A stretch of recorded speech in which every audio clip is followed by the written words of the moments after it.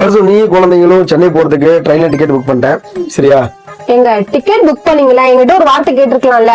என் போன்ல கேட்டிருந்தா IRCTCல 100 ரூபா டெஸ்ட் பண்ணிருப்பானா? நான் சொல்ற ஆப்ஷனை யூஸ் பண்ணி நீங்க டிக்கெட் புக் பண்ணிருந்தீங்கன்னா நார்மல் ஸ்லீப்பர் புக் பண்ணிருந்தாலுமே உங்களுக்கு ஏசி ஸ்லீப்பரே கிடைச்சிருக்கும். 3A புக் பண்ணிருந்தா 2A கிடைச்சிருக்கும். 2A புக் பண்ணிருந்தா ஃபர்ஸ்ட் கிளாஸே கிடைச்சிருக்கும். என்னடி சொல்ற, உண்மையாவே வா? அட ஆமாங்க, உங்க மொபைல்ல IRCTC ஆப்ப ஓபன் பண்ணிக்கோங்க. நீங்க எங்க டிராவல் பண்ணீங்க, எந்த டேட்ல டிராவல் பண்ணீங்க அப்படின்றத செலக்ட் பண்ணிக்கோங்க. உங்க நேம், உங்க ஜெண்டர், உங்க ஏஜ் இது எல்லாமே ஃபில் அப் பண்ணிட்டு நீங்க கீழே வந்தீங்கன்னா கன்சிடர் ஃபார் ஆட்டோ அப்கிரேஷன் அப்படின்னு ஆப்ஷன் காட்டும். அதை டிக் பண்ணிக்கோங்க.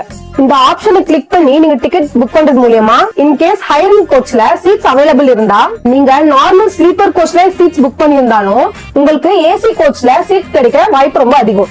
நெக்ஸ்ட் டைம் ஆச்சு டிக்கெட் புக் பண்ணும்போது இந்த ஆப்ஷனை கிளிக் பண்ணி டிக்கெட் புக் பண்ணுங்க. சரி, இவ்வளவு இன்ஃபர்மேஷன் எப்படி உனக்கு தெரியும்? நான் தான் ஃபர்ஸ்ட் ஸ்டாக்ஸ் ஃபாலோ பண்றேன்ல, நீங்க இன்னும் ஃபாலோ பண்ணலையா? ஃபர்ஸ்ட் போய் ஃபாலோ பண்ணுங்க.